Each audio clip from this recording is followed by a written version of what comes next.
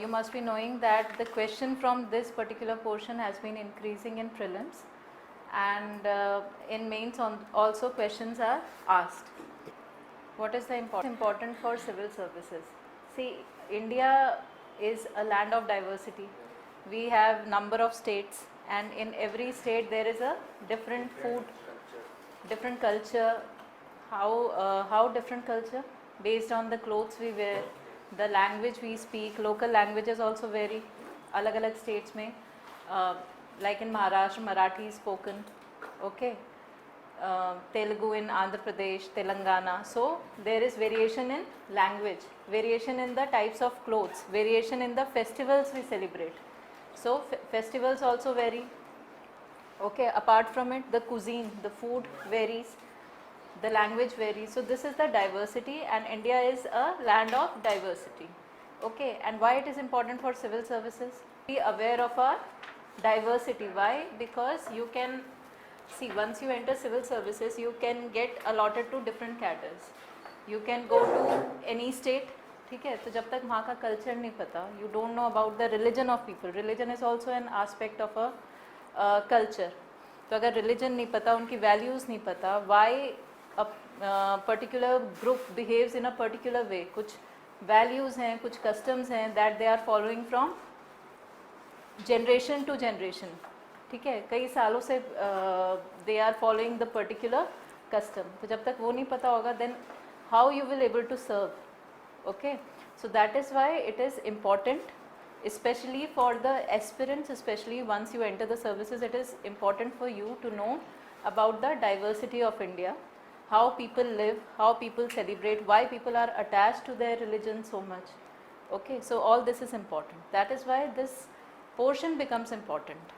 Okay, so considerable marks in prelims as well as mains.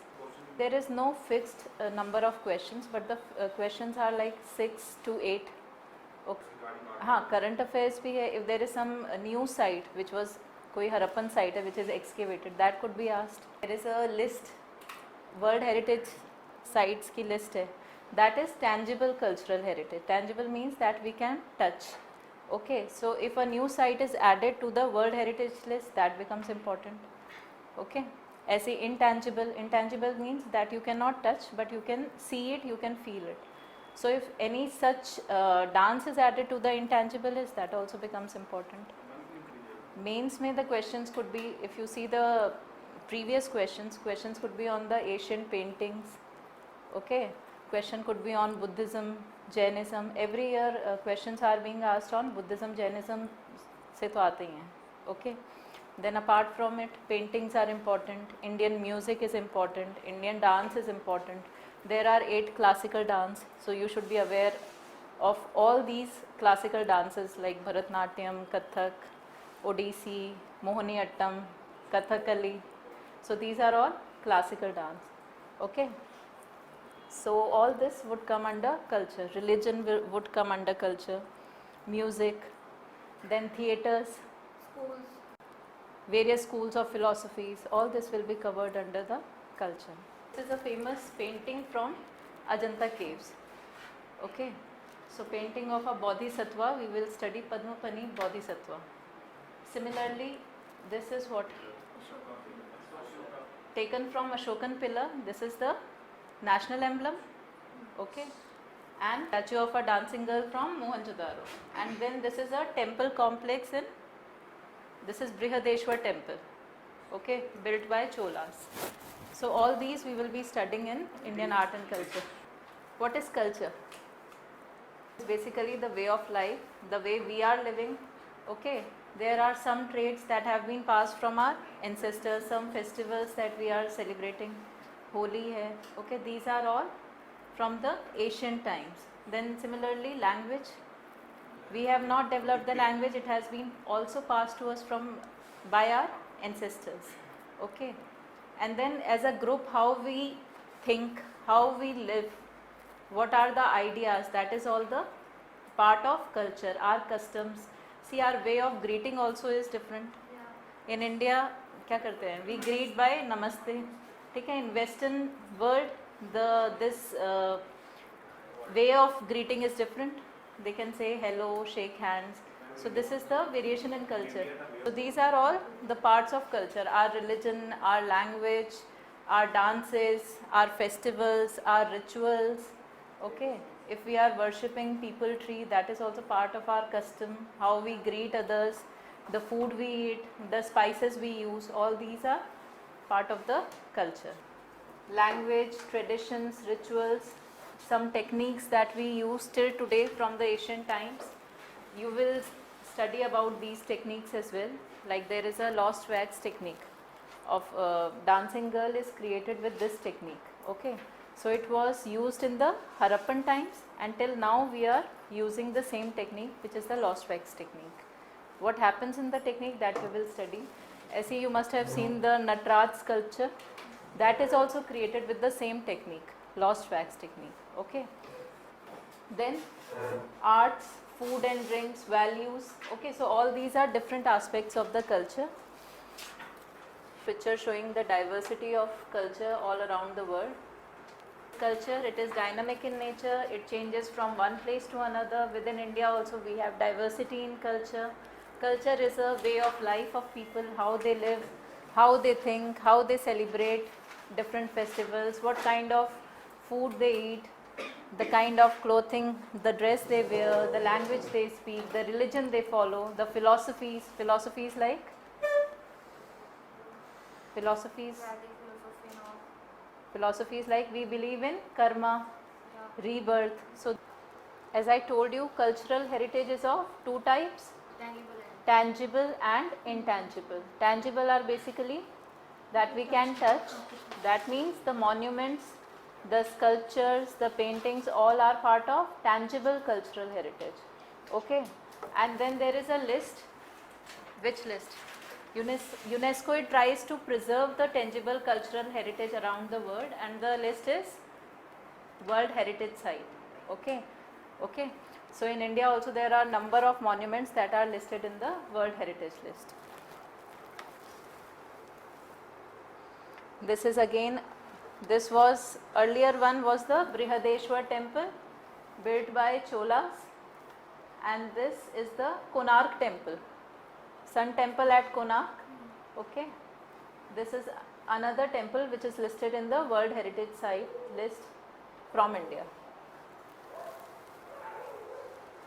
Now these are the intangible cultural heritage. Intangible means we cannot touch, we can see them.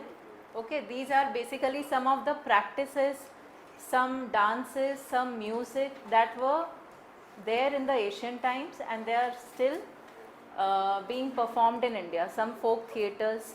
Okay, like you can see, this is which dance? Kalbelia dance. Kalbelia dance in Rajasthan. Okay, so this is intangible. Then this is what? Buddhist chanting of mantra. This is again a practice, so it comes under the intangible list. There, what is shown? Ram Leela. Okay, so Ram Leela is again a drama which was there in the ancient times, and still we are following it. And then these are some theatres from South India, Modiyattu and Kudiyattam, that you will study later. So all these are part of the intangible list. Okay. So now you know there are two aspects. One is the tangible cultural heritage and one is intangible. So for intangible also there is list by UNESCO, which is known as representative list of intangible cultural heritage, and these are some of the practices from India that have been listed in this list of UNESCO. So 13 practices from India have been listed. We will see the names also. Okay, this is a popular dance. You can see the performers are wearing mask. Okay, and this is basically a martial dance. Okay, and it is very Asian dance which is practiced in Odisha and West Bengal. Okay, so this was about the tangible and intangible cultural heritage. Now, art is basically of three types. One is performing art, one is visual art, and third one is the literary art. So performing art means, as the name suggests, performance.